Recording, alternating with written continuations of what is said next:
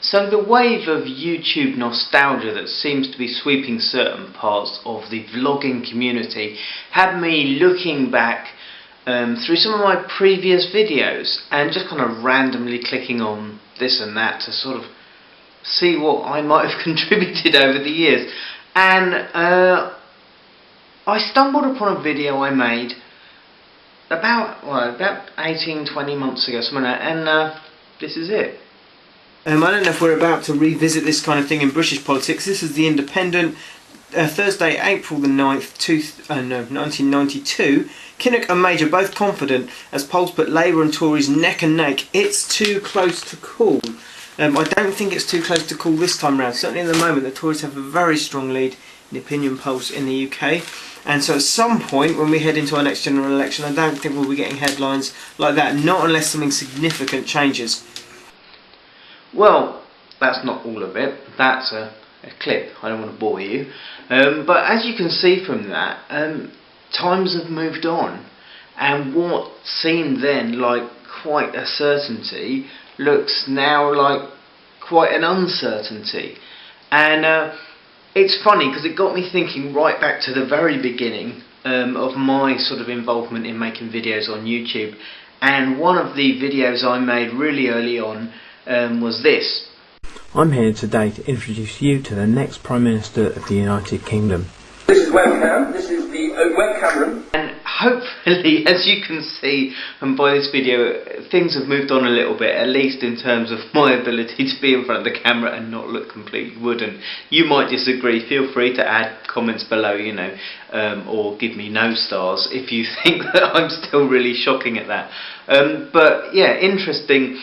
Nonetheless, that really early on, there I was trying to do some kind of political commentary, and interesting again that I was possibly quite wrong. So, big day is that after 10 years of Tony Blair in Downing Street, he has left for the very, very last time today, and he's been replaced as the British Prime Minister by Gordon Brown.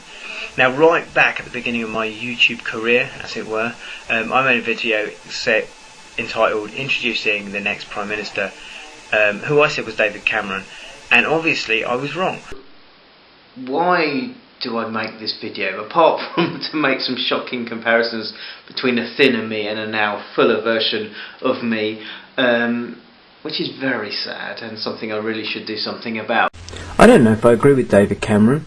I'll find out. I'll watch his videos, I'll see where he's coming from and learn more about him.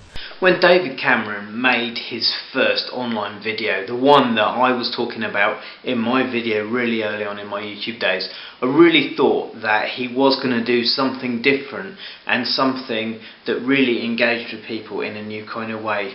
The sad reality is I couldn't tell you what his videos are like now because I long since stopped watching them. They became very formulaic, they became very predictable, and they became very business as usual politics, just delivered in a new fashion. And sure, it was kind of nice and a glimpse behind the scenes, but again you felt like he was reading a script. Well, hello Prime Minister. There's all sorts of things I'd like to ask, but the thing that keeps coming back to me is this: does my question really matter?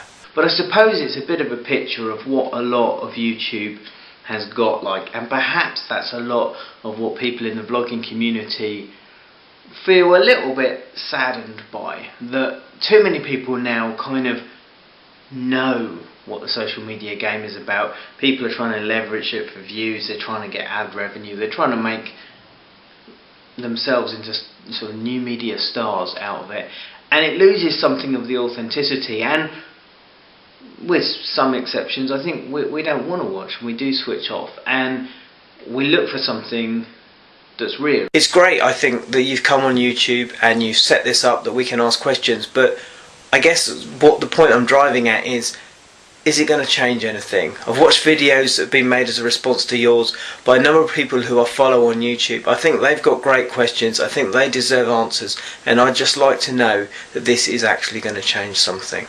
So my camera ran out of memory and I lost the last bit that I recorded. So I'm back here to try and repeat the genius that sadly was lost. What was that? Well, I think what I was trying to say was this, that you might be disillusioned by politics, you might think it's all just a waste of time, but you should still engage in the democratic process. That means when a general election comes up, vote, have your say. Can't promise it's going to make a difference, but it's important to be engaged in it. And the same with YouTube. You know, you might think it's all business as usual and it's all gone horribly corporate and no one's paying any attention to anyone and it's not like it was 3 years ago, 4 years ago. But you should still engage with it. Make videos, leave comments, rate videos, you know, try and reach out to people and keep the community alive. You may not feel it makes a difference, but somebody out there is watching, someone out there, you know, is happy to receive a comment, is happy to feel like people are hanging in there. And you never know. We might just be surprised by politics, by YouTube. It might happen. Thanks for watching. That's really all there is to say, I think. Talk to you again soon.